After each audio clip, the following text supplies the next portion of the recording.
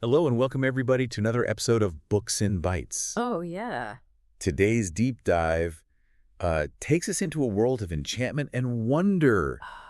The Arabian Nights. Right. Those stories, right? Filled with genies flying carpets and cunning thieves. Yeah. It's a book that's captivated readers for centuries, hmm but instead of just focusing on one tale, we're going to explore the Arabian Nights as a whole, like a map to its hidden treasures. Yeah, what's fascinating about the Arabian Nights is that it's not a single story, but a tapestry woven from countless threads. Hmm. Tales within tales, Wow. passed down orally for generations before being collected and written down. Oh, wow. So you have this intricate structure with the frame story of Scheherazade and the Sultan holding the whole thing together. Right, Scheherazade, the clever storyteller, who staves off execution by keeping the Sultan enthralled with her tales for 1001 nights. Right. It's such a powerful image, the idea that stories can literally save lives. Exactly. And within that frame, you encounter a whirlwind of themes. Adventurous voyages like Sinbad's, the consequences of wishes, passionate romances set against exotic backdrops, and of course magic and the supernatural sprinkled liberally throughout. And don't forget the trickery and deception. Oh, of course. Characters like Alibaba who use their wits to outsmart their enemies. It feels like every page has a new surprise waiting to be discovered. But before we journey too far into the labyrinth, how about we unpack those themes a bit more? Okay, sure. I'm particularly curious about the whole wishes and fate thing. It seems like a lot of these stories revolve around the idea that getting what you wish for isn't always a good thing. That's a great observation. It's almost like the stories are exploring the idea that fate has its own plan, and meddling with it can lead to unforeseen consequences. Think of the tale of the fisherman and the genie. Right. The fisherman releases the genie from a bottle expecting a reward, but the genie, bitter from his imprisonment, threatens to kill him. Oh, right. It's like that saying, be careful what you wish for. You just might get it. It makes me think about how these stories are often cautionary tales, warning us about the dangers of unchecked ambition and the importance of accepting our fate. Precisely. There's a sense that trying to control fate can backfire spectacularly. And it's not just about the big dramatic wishes either. It's also about the everyday desires that drive human behavior. Take the tale of the three apples, for example. Oh. A chest washes ashore containing a dead woman, and the caliph becomes obsessed with finding her murderer. The story unfolds like a puzzle, revealing how jealousy and suspicion can lead to devastating consequences. It's a good reminder that even seemingly small desires can have ripple effects, impacting not only our own lives, but the lives of those around us. It's like the butterfly effect applied to human emotions. Exactly, and it ties into the theme of justice, which is also prominent throughout the Arabian Nights. The caliph in that story represents a ruler who is determined to see justice served, but the path to justice is often winding and unpredictable. Speaking of winding paths, what about those adventurous voyages? Oh, yeah. Sinbad immediately comes to mind. 7 voyages, each one more incredible than the last. I mean, he encounters giant birds, gets swallowed by a whale, and even marries a princess, only to be buried alive with her when she dies. Talk about a wild ride. Sinbad's stories are the epitome of adventure and escapism. Wow. He travels to far-off lands, encounters fantastical creatures, and faces seemingly insurmountable challenges, always emerging resourceful and triumphant. It's almost like he's a symbol of human resilience. Our ability to bounce back from adversity and keep exploring, even when faced with the unknown. And these voyages aren't just about thrills, are they? Well, They also introduce us to different cultures, beliefs, and ways of life. you're right. Sinbad's journeys are a reflection of the cosmopolitan nature of the world in which these stories originated. Trade routes connected different societies, bringing with them new ideas, goods, and perspectives. It's no coincidence that many of the tales are set in bustling cities like Baghdad, centers of commerce and cultural exchange.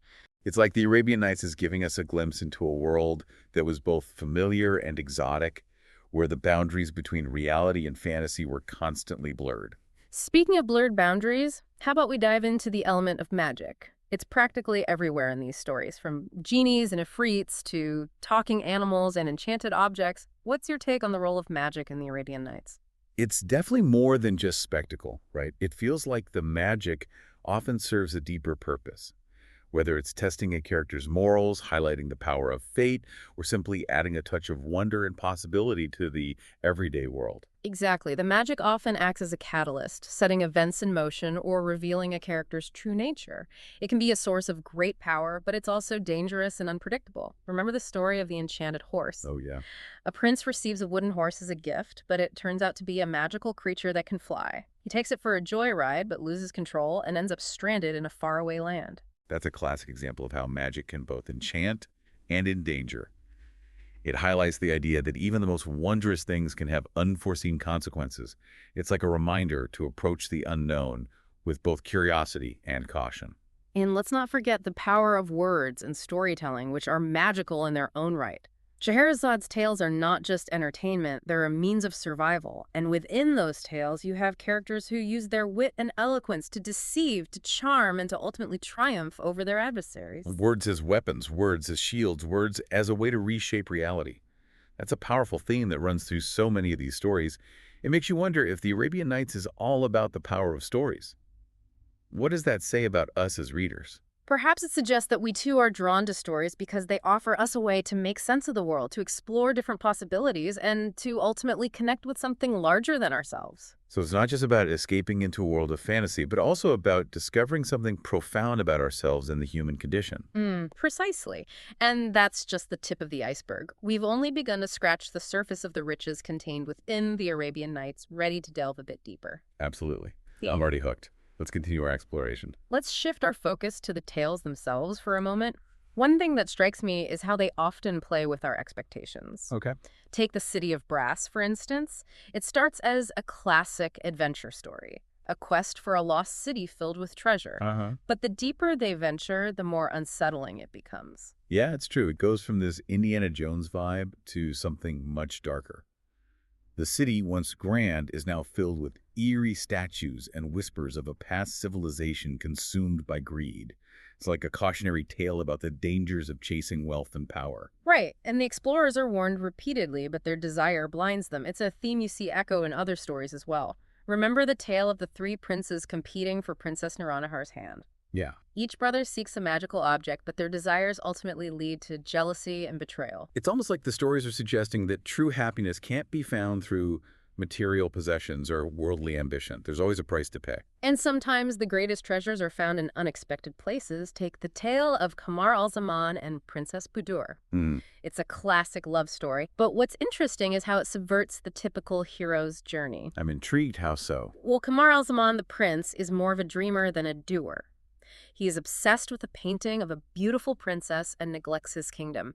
It's only through a series of fantastical events, including being transported by a magical djinn, that he eventually finds his way to Budur. So it's not about him proving his worth through heroic deeds, but rather about surrendering to fate and letting love guide him. Exactly. It suggests that sometimes the path to happiness is about letting go of control and embracing the unexpected. And this idea of surrendering to a higher power is deeply embedded in the cultural context of these stories. Makes sense, given the role of fate and destiny that we talked about earlier. But amidst all the talk of genies, enchanted horses, and far-off lands, there's also a very human element to these stories. The characters, despite their fantastical circumstances, grapple with very real emotions, love loss, betrayal, jealousy. That's a key point. It's that blend of the extraordinary and the everyday that makes the Arabian Nights so compelling. Take the story of Ali Baba and the 40 Thieves, for instance. Oh, yeah. It's an adventure story, but it's also a story about family loyalty and outsmarting your enemies. And let's not forget Morgiana. She's not a princess or a sorceress, but she's arguably the most resourceful character in the entire book. She outsmarts the thieves multiple times, saving Ali Baba and his family. She's a fantastic example of how these stories often celebrate cleverness and quick thinking. And it's not just Morgiana. Think of Scheherazade herself. Her intelligence and storytelling skills are what keep her alive. Right, she's constantly adapting, weaving tales within tales to keep the Sultan engaged. She's like the ultimate storyteller, always one step ahead. And it's through her storytelling that she challenges the Sultan's preconceived notions about women. It subverts the power dynamic, demonstrating the power of words and intellect over brute force. It's a reminder that these stories, despite being set in a patriarchal society, often feature strong, independent female characters who defy expectations. Exactly. And it adds another layer of meaning to the text. It's not just entertainment, it's a reflection of the complexities of human relationships, societal norms, and the power of narrative to challenge the status quo. And speaking of narrative, I keep thinking about how the Arabian Nights itself is a story within a story. It's this intricate structure that holds all these diverse tales together. What do you think is the significance of the framed story? Why use Scheherazade's predicament to tie everything together? It's brilliant, really. It creates the sense of urgency and suspense every night. Scheherazade's life hangs in the balance, and it's only through her storytelling prowess that she manages to delay her fate. And within that framework, she's free to explore a vast range of themes, genres, and moral dilemmas. It's like she's saying, here are all the possibilities, all the shades of human experience. And by doing so, she's not just entertaining the Sultan, she's challenging him, educating him, and ultimately transforming him. Exactly. The framed story elevates the entire collection to something more than just a series of disconnected tales. It becomes a commentary on the power of storytelling itself, its ability to captivate, enlighten, and ultimately change the world. And in a way, isn't that what the Arabian Nights continues to do for us today? Yeah. It transports us to another time and place, challenges our assumptions, and reminds us of the timeless power of a good story. Absolutely, and it makes you wonder what it is about these ancient tales that continues to resonate with modern audiences. Why are we still drawn to these stories of genies flying carpets and cunning thieves centuries later? I guess that's the magic of the Arabian Nights. Right? It's a book that continues to surprise and delight, offering endless possibilities for interpretation and exploration. Well said, and on that note, perhaps it's time we turn the lens on ourselves.